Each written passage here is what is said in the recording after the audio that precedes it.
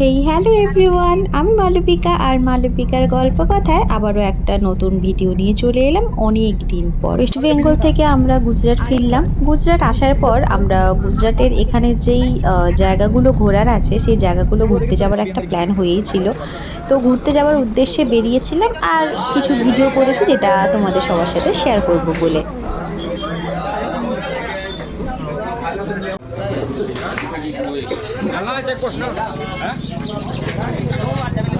কি বানাচ্ছে?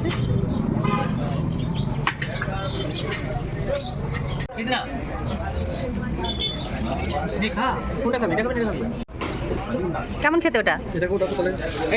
ভালো। এটা বাড়া পাও না। তো বাড়ি থেকে বেরিয়ে প্রায় 1 ঘন্টা গাড়ি চালিয়ে আসার পর তারপরে আমরা একটা জায়গাতে দাঁড়ালাম, দাঁড়িয়ে একটু চা টিফিন এইসব করে খাওয়া হলো। এরপর আমরা যাচ্ছি আমাদের ফার্স্ট লোকেশনের দিকে। রাস্তাগুলো না পুরো একদম মাঠের মতন, মানে কি বলবো, ধুলো, ফাঁকা রাস্তা, পুরো মরুভূমির মতন। এখানে এই দিকটাতে বৃষ্টি এতটাই কম হয় যে এরকমই করেই মানে অবস্থাটা হয়ে আছে। তো আমরা কিন্তু ফার্স্ট লোকেশনে পৌঁছে গেলাম। ওখানে ঢুকে এইভাবে এন্ট্রি করতে হতো। ফার্স্ট লোকেশন আমরা পৌঁছে গেছি, যেটা হচ্ছে ঢোলাভিরা জায়গাটার নাম। তো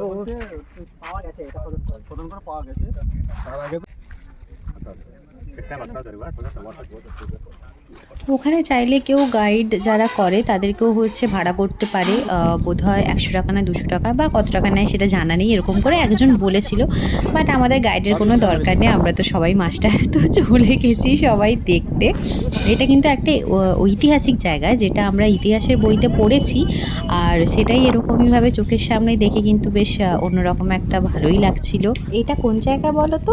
দেখে অবশ্য গেস করাটা মুশকিলই আছে, থাক আমিই বলে দিই।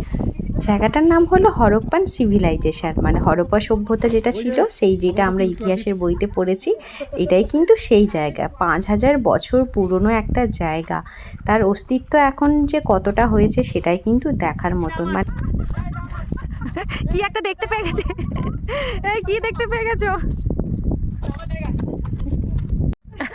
কতদিন আগের? বেঁচে ছিলে? কি আছে ভেতরে? চোখ মুছতে মুছতে আমি শেষ, এত বাতাস, এমনিতেই ঘুমটুম হয়ে উঠছে না, তার উপর এত বাতাস। ওইগুলো কিন্তু নয়, শুধু ওইটা নয়, এইখানটা কত মজা হবে বাবা।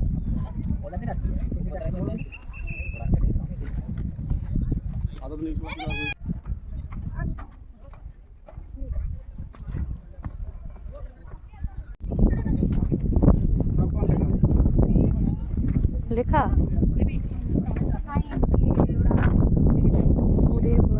সাইন দিয়ে ওরা এক একটা শব্দ দিয়ে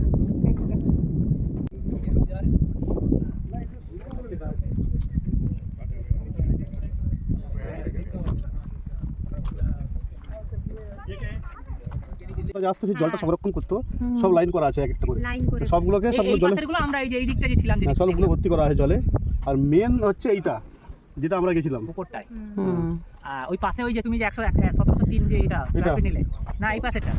তো আমাদের ওখানে ঘোরাটা কমপ্লিট হয়ে গেল, ফার্স্ট লোকেশন। এরপরে আরও দুটো জায়গা আছে, তো তারপরে আমরা হচ্ছে লাঞ্চ করার জন্য একটা হোটেলে চলে যাই। আর এই হোটেলগুলো একটা জিনিস যেটা জানতে পারলাম, যে এই সিজনের সময়, মানে এই শীতকালটাই শুধুমাত্র এই হোটেলগুলো খোলা থাকে, বাকি গরমকাল বা বর্ষাকালে কিন্তু এই হোটেলে কোনো রকম মানে খাবারও পাওয়া যায় না, আর হোটেলগুলো সবই বন্ধ থাকে। মানে ওইদিকে যতগুলো হোটেল আছে এই সিজনের শীতকালের সময়টা ছাড়া বাকি সময়গুলোতে হোটেলগুলো কিন্তু বন্ধই থাকে, কোনোভাবে কেউ গেলে খাবার খুঁজলেও পাবে না। কারণ এই শীতকালটাতেই এই নুন ব্যাপারটা সেটা হচ্ছে দেখা যায়, আর গ্রীষ্মকালে হলে পুরো জল হয়ে যায়, বর্ষাকালে তো মানে এদিকে বর্ষাটা খুবই কম হয়, যদিও হয় তো সেটা জলেই পুরো জল হয়ে যাবে। তো আমরা তারপরে এটা এই যে সেকেন্ড লোকেশানে পৌঁছে গেছিলাম, এইটাকে রোড অফ হেভেন বলা হয়। এটা রাস্তাটা আছে মাঝখান থেকে, দু সাইডে যে জল দেখা যাচ্ছে সেটাও কিন্তু পুরো সাদা নুনেই ভরা থাকতো। তো এটা তার আগেই জল হয়ে গেছে, কারণ আমরা যে সময়টাতে গেছিলাম প্রায় ওই তখন ফেব্রুয়ারি মাসের মানে একদম ফার্স্টের দিকেই হবে, কারণ আমরা জানুয়ারি মাসের একদম এন্ডের দিকে বলতে গেলে এসেছিলাম। তো তারপরে হচ্ছে আমরা গেলাম সোজা ওই কাজ, এরপর আমি সেটা ভিডিওতে দেখাবো। পার্কিং, হ্যাঁ, তো গাড়ির মধ্যে গাড়ি খোঁজাটা সত্যি মুশকিল। এখানে আমাদের গাড়িটাও পার্ক হয়ে গেছে ওই দিকে কোথাও একটা, ওই যে সামনে। আর তো এখান থেকে গভর্নমেন্ট বাস আছে, সেটার জন্য 140 টাকার টিকিট। তো সেই টিকিট কেটে ওই বাসে করে তারপর হচ্ছে যেতে হবে। ব্যাস, আমরা গাড়ি গুলিয়ে ফেলেছি সত্যি সত্যি। এত গাড়ির মাঝে আমরা সত্যি সত্যি গাড়ি গুলিয়ে ফেলেছি। কোথায় এবার যাবো, নাও ঠেলা, এত গাড়ি। এখান থেকে বাসের জন্য টিকিট কাটতে হয়, যেটা হচ্ছে এই দিকটা নয় রে, ওটাই বলছে, এই খালি দিকটা নয়। যাক, খুঁজে পাওয়া গেছে ওই জায়গাটা টিকিট কাটার, ওটা। হ্যাঁ, ও এখানে থাকার জন্য কিন্তু রুম রেন্টও পাওয়া যায়। এবার জানি না কত করে রুম রেন্ট, কারণ আমরা রুম রেন্ট নিচ্ছি না সেই কারণের জন্য। তবে আর বেশ দেখতে কিন্তু বেশ ভালো রুম রেন্টের, মানে রুমগুলো বেশ দেখতে বাইরে থেকেই ভালো লাগছিল। এইটুকুটা আসার জন্য 140 টাকা ভাড়া। না না, যে কোনো বাসে গেলেই হবে না, ওই যে একবার দিয়ে আসা হয়ে গেল, এবার এখান থেকে যে কোনো নিলেই হবে। ঠিক আছে, আসুক না। উটগুলো বেশি সুন্দর করে সাজানো। ওরে বাপরে,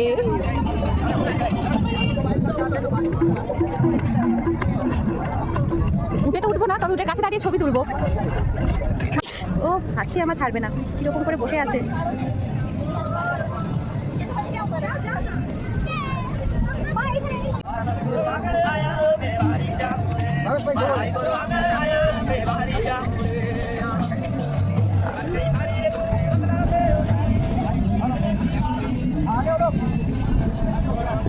এবার যাচ্ছি আমরা নুনে হাঁটবো, ভাবা যায় নুনের ওপরে হাঁটবো।